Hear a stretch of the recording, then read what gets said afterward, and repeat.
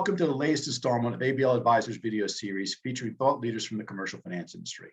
I'm Mike Toglia, the publisher of ABL Advisor, and today my guest is Kristen Palmer, Business Development Officer for Iron Horse Credit. Thanks very much for being here today, Kristen. Michael, thank you so much for having me. I'm super excited to be here and be interviewed with you today. Thank you. You're welcome, and it's a pleasure. Today, we're going to be talking about something that is near and dear to your heart, and that's inventory. We'll be discussing about how you see the sector for the asset-based lending sector for small, middle, and large-sized businesses that are utilizing inventory as the primary source of collateral for their transactions, their loans.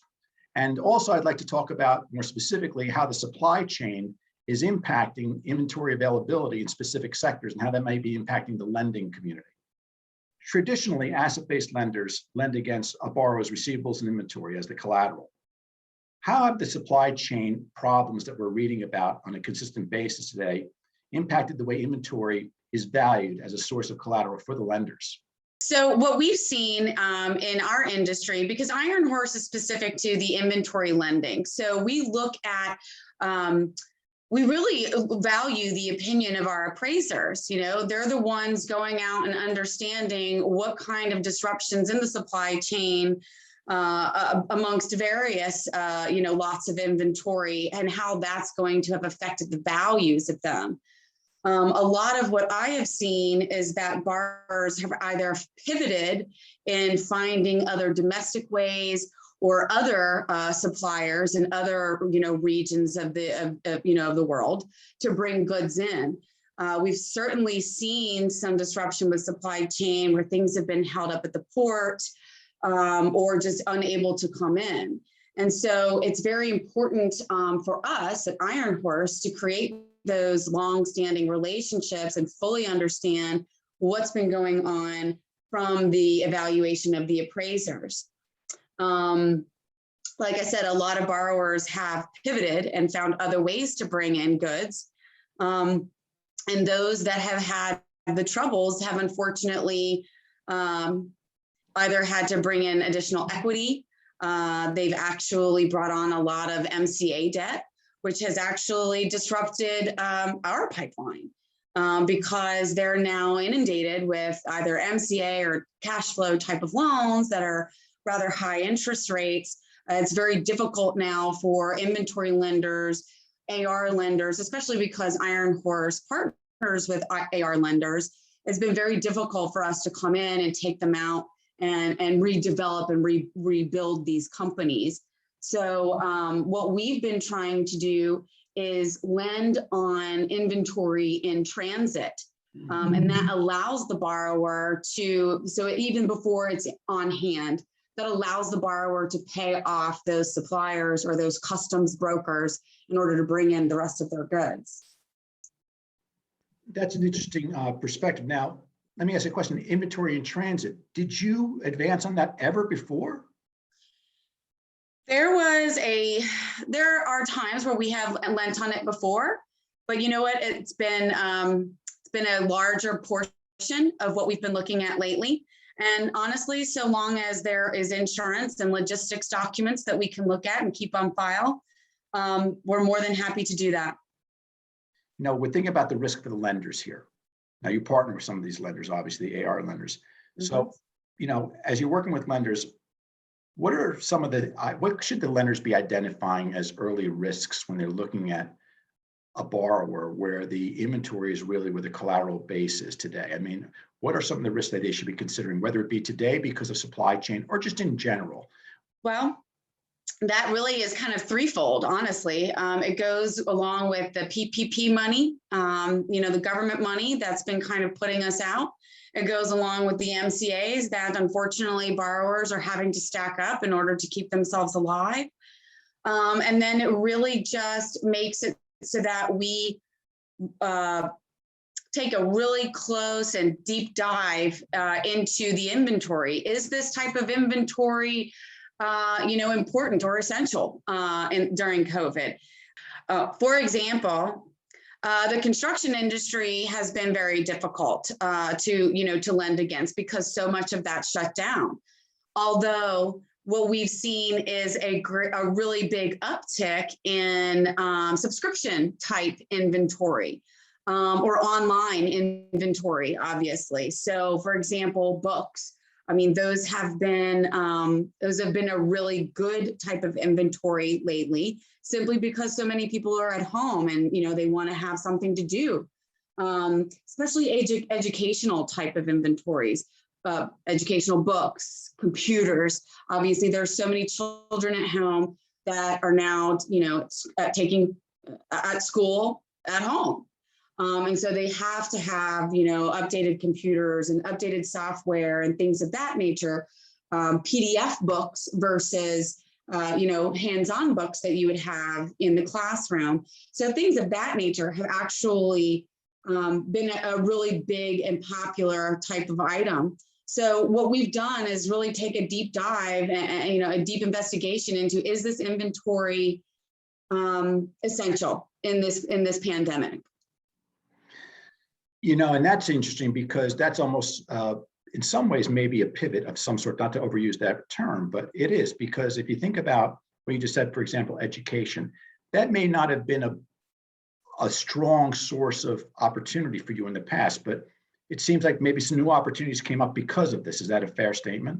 Oh, absolutely. Absolutely. And I believe as well, there are so many innovative people sitting at home, working from home or not working, that are developing other educational type of tools, games and things of that nature, hands-on things, robots that are actually educational toys.